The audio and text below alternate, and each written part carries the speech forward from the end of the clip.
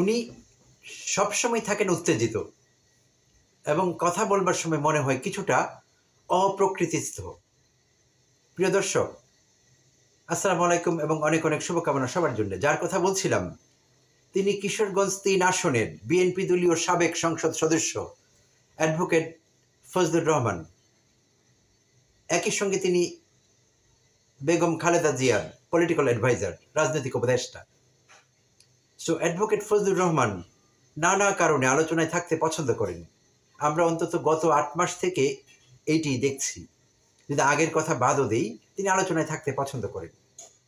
আর হ্যাঁ, এটি অনেকেই হয়তো চায় আলোচনায় থাকতে, তিনি চাইতেই পারেন, বাট তিনি একটু ভিন্নভাবে আলোচনায় থাকছেন।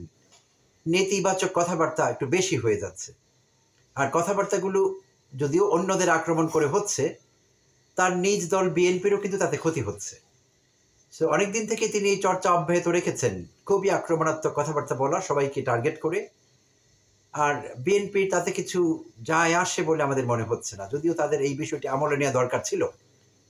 সো বিএনপির পক্ষে তিনি কথা বলবার চেষ্টা করছেন, না বুঝে তার কথাবার্তা বিএনপির বিরুদ্ধে চলে যাচ্ছে প্রকারান্তরে, এবং দল হিসেবে বিএনপি কিন্তু তাতে ক্ষতিগ্রস্ত হচ্ছে এবং বিএনপির ভোট কমছে। ভোটের রাজনীতি, ভোট কমা ভোটের রাজনীতিতে এটি ভালো কথা না।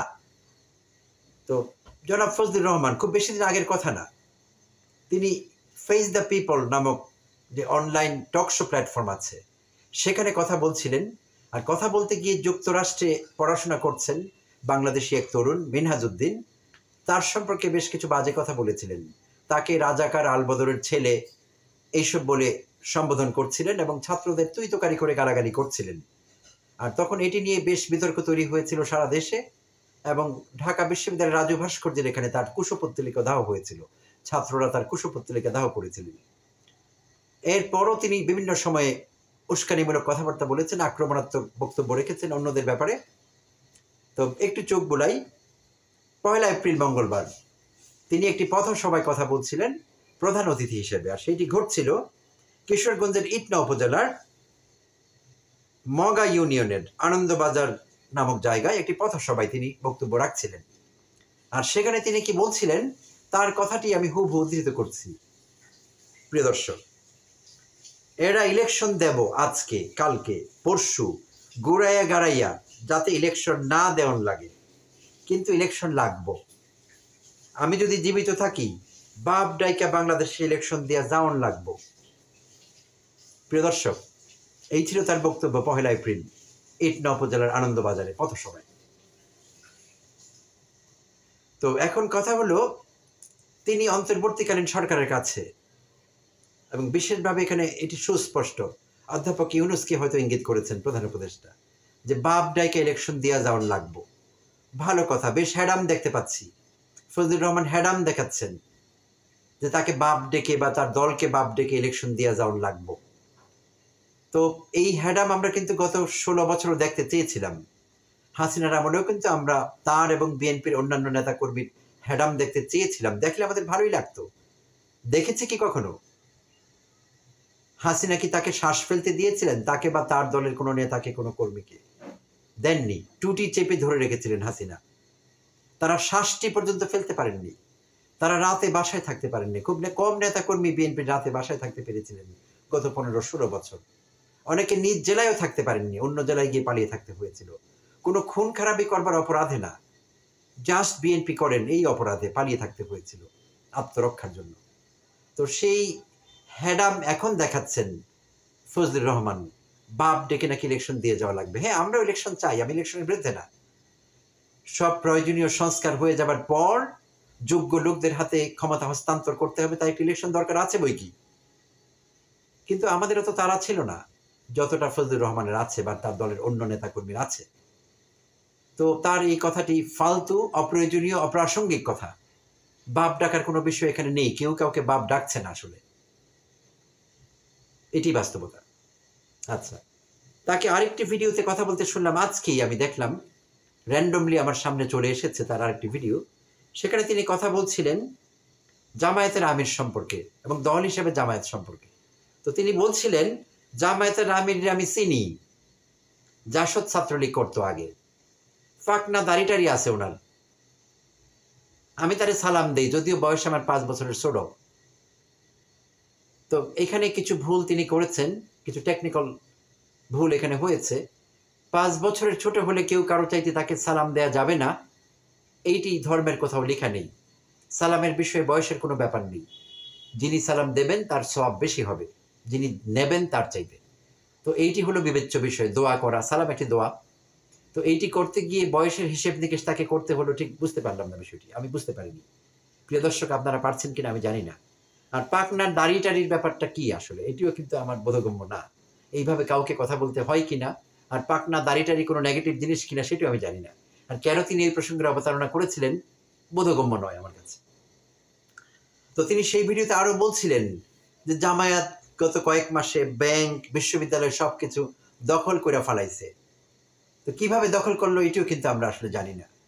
কবে দখল করলো, কোন বিশ্ববিদ্যালয়ে দখল করলো, ব্যাংক কিভাবে জামায়াত দখল করে ফেললো। হ্যাঁ, কোনো ব্যাংক পুনরুদ্ধার করে থাকতে পারে, তাদের হাত থেকে বেদখল হয়ে গিয়েছিল, সেটি তারা আবার ফিরে পেয়েছে, এমন কোনো বিষয় থাকতে পারে। তো তারা নিজে থেকে অ্যাগ্রেসিভ হয়ে কিছু দখল করে ফেলেছেন, আমি ঠিক বুঝতে পারিনি বিষয়টি। যাই হোক, কথার ছলে হয়তো তিনি বলেছেন, কথা বলা দরকার ছিল তাই তিনি বলেছেন। তো যেই কারণে আসলে এই ভিডিওটি আমার করা, আর যেই থাম্বনেইল আমার চোখ আটকে গিয়েছিল আজকে, সেইটি ছিল সমকাল অনলাইনের সঙ্গে, তাদের ইউটিউব চ্যানেলের সঙ্গে একটি সাক্ষাৎকার দিয়েছেন জনাব ফজলুর রহমান।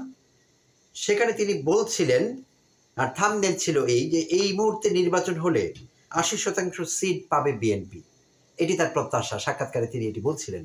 ভালো কথা, হতেই পারে, মাশআল্লাহ, যদি পেয়ে যায় ভালো। আর সেখানে তিনি বলছিলেন 3টা নির্বাচন হইতে পারে, যেই কয়দিন সময় আছে ডিসেম্বর পর্যন্ত, 3টা নির্বাচন হইতে পারে।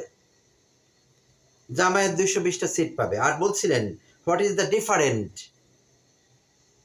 প্রিয় দর্শক আমি আবার বলছি বাক্যটি, what is the different between Hasina government and this government. তো হ্যাঁ, ডিফারেন্ট আছে, যদিও তিনি হয়তো বলতে চেয়েছিলেন হোয়াট ইজ দ্য ডিফারেন্স। একটি নাউন এখানে ব্যবহৃত হতো, তিনি ব্যবহার করতে হয়তো বা চেয়েছিলেন। তো আমাদের দেশে অনেকেরই আমরা কখন নাউন ব্যবহার করব, কখন অ্যাডজেক্টিভ ব্যবহার করব, একটু তালগোল পাকিয়ে ফেলি আমরা। তো তারও তাই হয়েছে, যদিও তিনি advocate Fazlur Rahman. What is the different শব্দটি হতো হোয়াট ইজ দ্য ডিফারেন্স। আচ্ছা, তো আমি সেভাবেই পড়ছি, what is the difference between Hasina government and this government. এই সরকার এবং হাসিনা সরকারের মধ্যে পার্থক্য কি, তিনি সেটি হয়তো বলতে চেয়েছিলেন। হ্যাঁ জনাব ফজলুর রহমান এবং বিএনপির সুপ্রিয় নেতা কর্মীরা, পার্থক্য তো আছে। পার্থক্য হলো, হাসিনা আপনাদের শ্বাস ফেলতে দেয়নি, আপনাদের টুটি চেপে রেখে ধরে রেখেছিল, টুটি চেপে শ্বাসটি পর্যন্ত ফেলতে পারেননি। আর এখন ফজলুর রহমান এইসব কথা বলতে পারছে, সরকারকে বলতে পারছে, অধ্যাপক ইউনূসকে বলতে পারছে, প্রধান উপদেষ্টাকে, যে বাপ ডাইকা নির্বাচন দিবেন আপনারা। তো হাসিনা কেন মা ডাইকা নির্বাচন দিল না? হাসিনার কাছে এই দাবি কেন করলেন না ফজলুর রহমান? তার এরকম হ্যাডাম, এরকম সাহস তো আমরা সেই সময় দেখিনি, যে হাসিনাকে বলছেন হাসিনা বাপ বাপ করে নির্বাচন দেবে। এই কথা তো তিনি তখন বলতে পারেননি। এই পার্থক্য হাসিনা সরকারের সঙ্গে আর অন্তর্বর্তীকালীন সরকারের সঙ্গে।